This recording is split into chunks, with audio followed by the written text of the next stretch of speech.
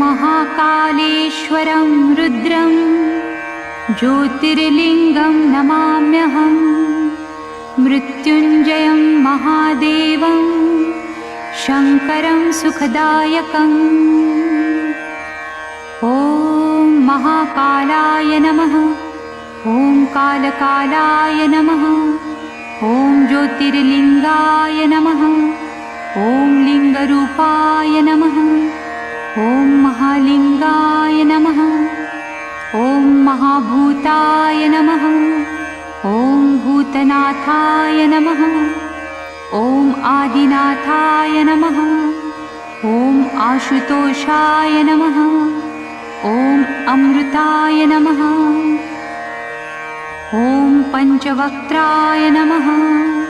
ॐ त्रिनेत्राय नमः। ॐ त्रिशूलधराय नमः। ॐ वृषभध्वजाय नमः। ॐ विषधराय नमः। ॐ बिल्वधराय नमः। ॐ जटाधराय नमः।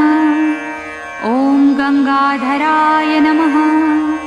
ॐ गजचर्मधराय नमः। ॐ भुजङ्गप्रियाय नमः। ॐ नन्दीश्वराय नमः। ॐ चण्डीश्वराय नमः। ॐ चन्द्रशेखराय नमः। ॐ हराय नमः। ॐ अघोराय नमः। ॐ घोरघोराय नमः। ॐ कामदहनाय नमः। ॐ कलविकरणाय नमः। ॐ बलविकरणाय नमः। ॐ बलाय नमः। ॐ बलप्रमथनाय नमः।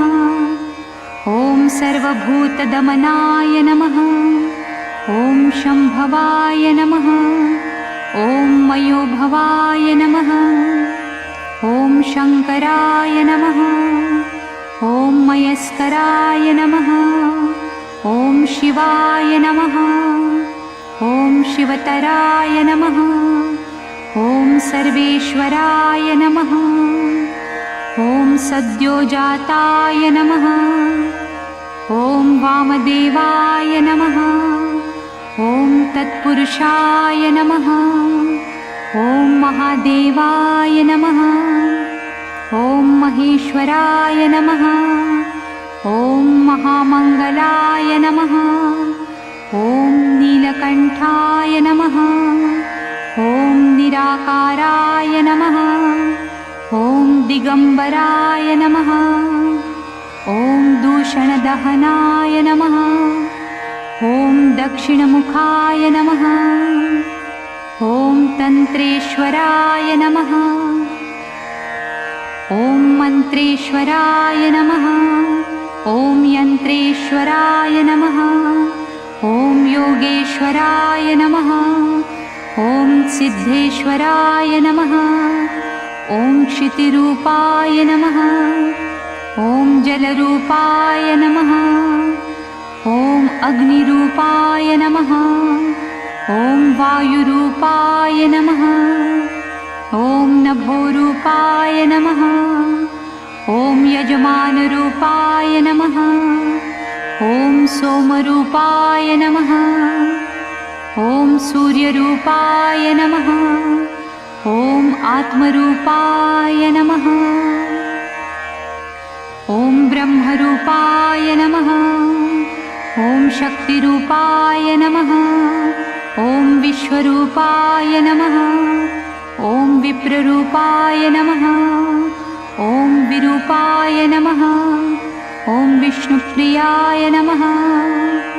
ॐ रामप्रियाय नमः।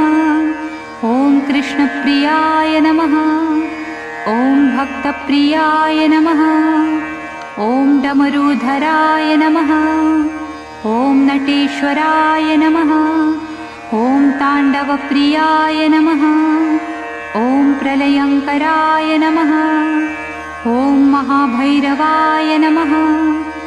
ॐ श्मशानेश्वराय नमः। ॐ भस्मधराय नमः।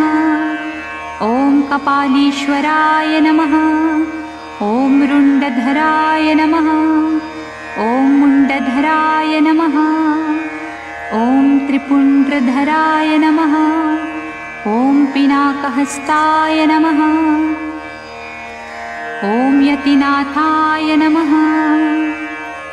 ॐ अवधूतेश्वराय नमः। ॐ अर्धनारीश्वराय नमः।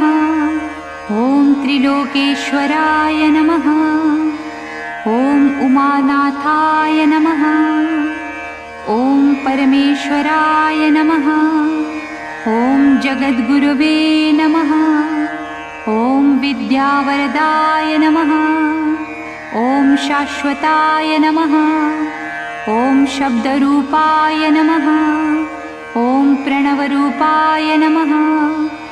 ॐ महानादाय नमः। ॐ अवन्तिनाथाय नमः। ॐ मुक्तिवरदाय नमः। ॐ मृत्युञ्जयाय नमः। ॐ भवाय नमः। ॐ शरवाय नमः। ॐ रुद्राय नमः। ॐ पशुपतये नमः। ॐ उग्राय नमः। ॐ महते नमः। ॐ भीमाय नमः।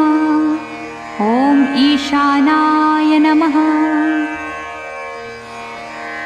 शिवपूजन करे जे जपहि, महाकाल शतनाम।